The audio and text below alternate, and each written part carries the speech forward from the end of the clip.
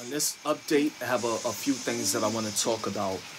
First, I want to talk about my scale trains engines. I recently had to send a few of them back. I still have 3 on the layouts, so I'll give you my update on that. And I'm hoping a few of you guys out there could give me a status update on your scale train engines that you purchased the last couple of months. Excuse me. Also, I'm going to speak about the mountain scenery that I've done, the LED lights that I installed. I guess I'll let you take a look at the city that I put up. I may have talked about that on the last update. I'm not sure.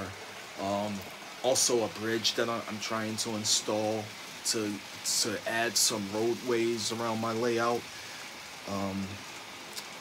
Though I haven't purchased a lot of locomotives in a while, but I do have my eyes on a Kansas City Southern, and not the standard colored one that I like, but this is actually the veteran style. So I might touch on that if I get it.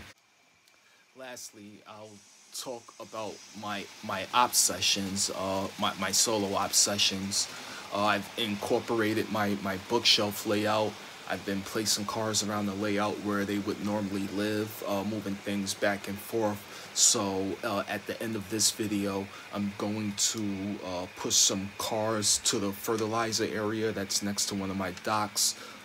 Then I'll also push some more hoppers that need to go to the bookshelf, to the 2 industries that I have over there.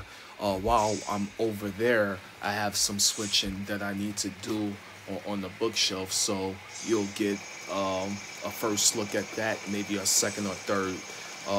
So stay tuned.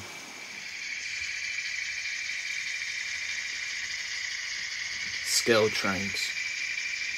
So I once claimed them to be the best of my fleet, but since then I've been having issues since I purchased my 5. So these 2, I was having issues with 3740 as early as getting up this morning and starting the layout. So just getting to the bottom of it. The engines that I sent, well, 3740, there's an issue with this and the others where I would lose motor control completely, and I'll have sound and everything, and it's just the motor control. So I'm thinking something shortened, but I mean, I don't know. So I would put it on some DC powered track and test it there, and everything goes. So once I do that, then I put it back on the DCC track, and then everything is okay, and then I'm happy. But then when that starts to become frequent, then it becomes an issue. So I honestly believe that I've seen that that incident happen in all 5 that I've purchased so far. The 3 that I decided to keep right for now, once I reset them, as I call it, everything seems to work well, even though I had to do it a couple of times today. I spoke to Scale Trains. They told me that they were having, I heard from other people that there were motor issues, but they specifically said that there was too much current going to the unit. So to me, that's due to the motor. And I don't have a current meter, or I do, but I don't feel like measuring all that. So I sent 2 back. Actually, I sent 1 back that had that issue. The other one had that issue, but the War Bonnet that they're selling, it also, the Dakota fell. So I had 2 replacements so far. The first replacement, I took it back to the shop. I think it was like within a couple of weeks, and they replaced it for me. So was running that second one because, like I said, those were the best of my fleet at the time, or that I thought. But then the Dakota fried again, so I just decided to send that one straight to Scale Trains along with the Wisconsin Central CN version that they sell. And I guess it's gonna be a month until I get them back, or I hear anything about it. but I do want to hear about others, people issues, if they do have those issues with scale trains and scale. I guess it will just be good to know for the future. As I go along with the hobby, I just get better with scenery. So this is a little hill that I decided to make, and it all came into fruition because I just wanted to use this bridge. I didn't want to just have it stored, and it wasn't in a position to be sold, rather given away. So anyway, this is what I have here. It's like a double main line to someone else's railroad, and I just put a couple of pieces on that I think, well, doesn't make sense for my layout at this time.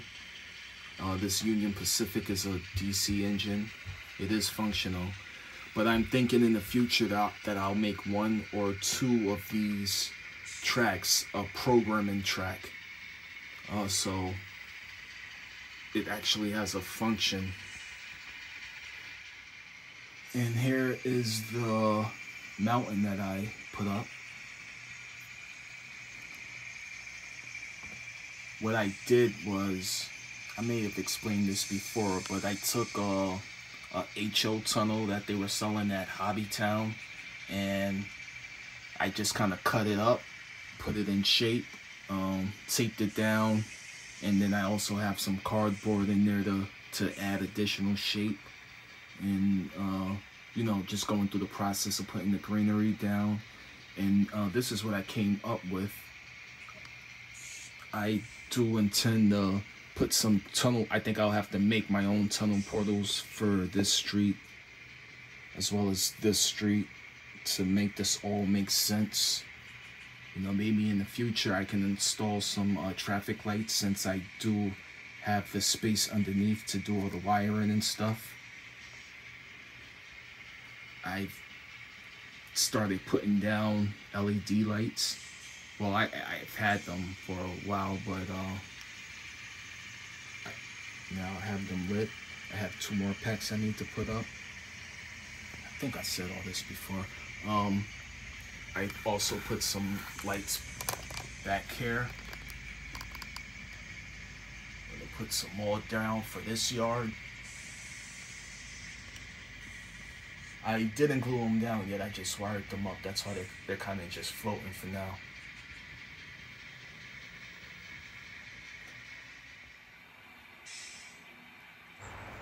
I'm gonna go ahead and move this Amtrak out the way. This track is gonna be needed to get on to the main one.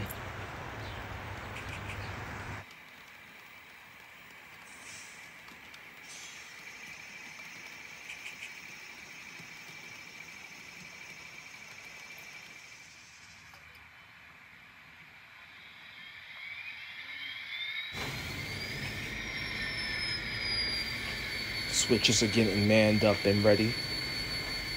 I'm gonna get those cars some hoppers and move them on to the fertilizer plant.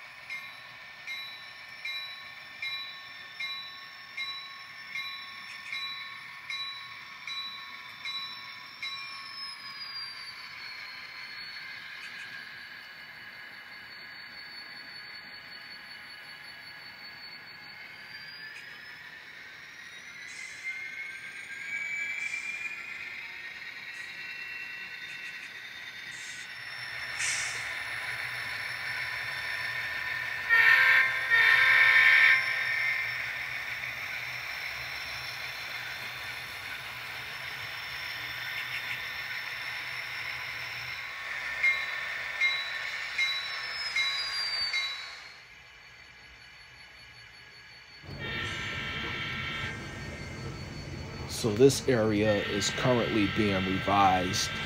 As you can see, I put some ballast down, and I have some electrical power lines, the higher power voltage.